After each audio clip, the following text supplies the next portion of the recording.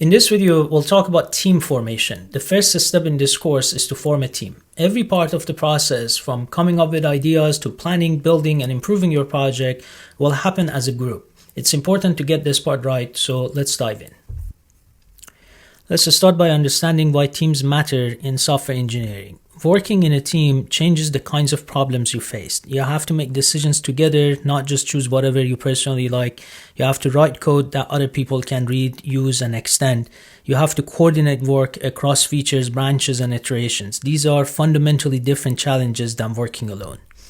Studies in software projects show that team dynamics are one of the biggest factors in whether a project succeeds or fails. This isn't just true in industry, it also applies to student projects.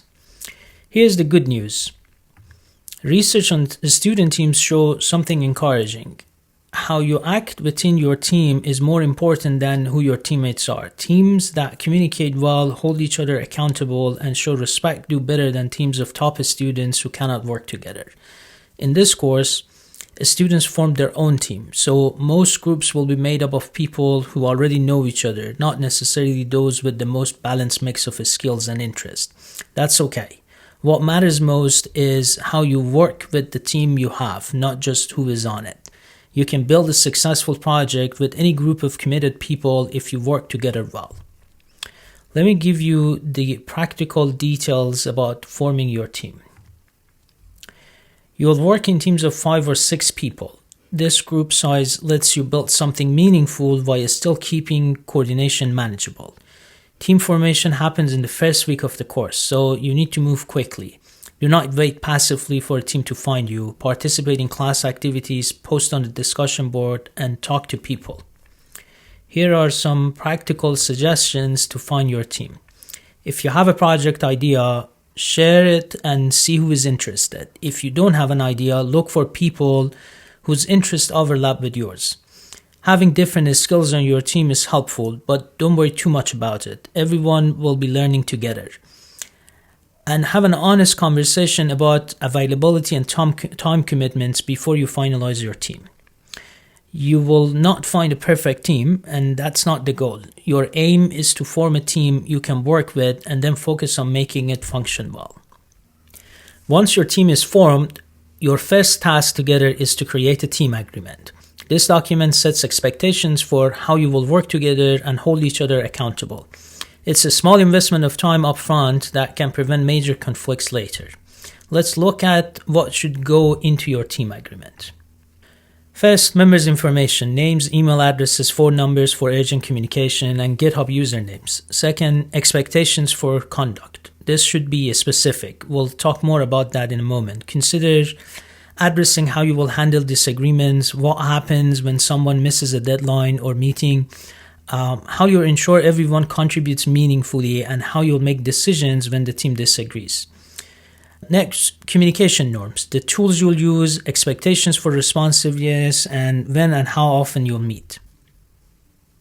Here's a crucial point about your team agreement. Be specific. Instead of vague statements like, we'll communicate well, use clear commitments like, we will respond to messages within 24 hours, or we will talk directly to the person involved before bringing issues to the group. Specificity matters because it removes ambiguity. When someone says they'll communicate well, everyone might have a different idea of what that means. Writing things down helps us start important conversations early and gives you something to refer to when problems come up. And problems are normal. They will happen in every team. Now let's talk about contribution and roles in your team.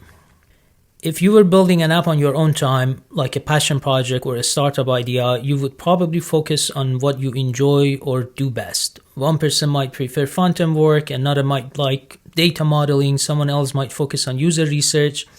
But in a graded course like this one with specific learning outcomes, this natural dynamic shifts. The grade you receive needs to certify that you can build AI-enabled applications, not that you were on a team where someone else did the core work. That means everyone needs to code, everyone needs to work with AI features, and contributions need to be roughly even across the team. Let me give you some concrete numbers about time commitment. Your team should plan to work together like a full-time junior software engineer. A full-time developer works at least 40 hours per week. With 5 people on your team, each person should spend about 8 hours per week on this course, not counting class meetings. If some people do 12 hours and others only do 4 hours, the team will have problems, and individual grades will show that imbalance. This is not just about fairness, it's about learning. You can learn to build AI-enabled application if you're not actually building them. So what happens if you form your team and create the agreement? The next step is to propose a project. Your team should find a problem worth solving, come up with ideas for an AI-enabled application, and decide if those ideas fit the goals of this course. We'll talk about project ideation in the next video.